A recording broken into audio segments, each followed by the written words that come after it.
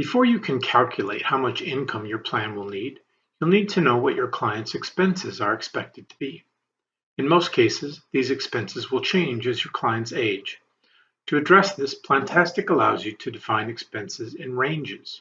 For each range, you will enter a name for the range, the start year for the range, the end year for the range, and the expected monthly expenses in that range of years.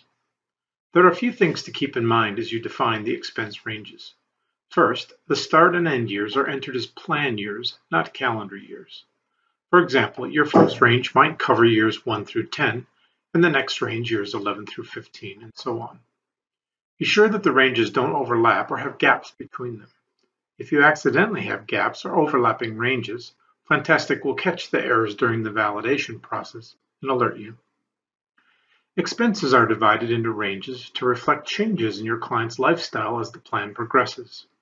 In many cases, expenses might be higher in the early years of retirement when your clients are more active, then decrease over time. You might also want to use higher expenses in later years to cover medical or long-term healthcare expenses. Finally, remember that expenses are entered as monthly amounts rather than yearly, as most people tend to estimate their expenses on a monthly basis. Plantastic will convert these to yearly values when the calculations are performed. These amounts should be entered in today's dollars. The amounts will be automatically increased each year by the inflation rate that you set when creating the scenario.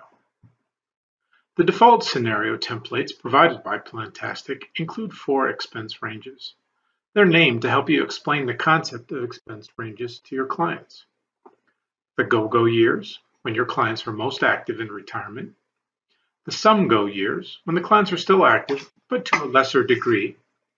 The no-go years, when the client's activities are expected to be minimal. And the solo years, the years for a surviving spouse after the first spouse passes away.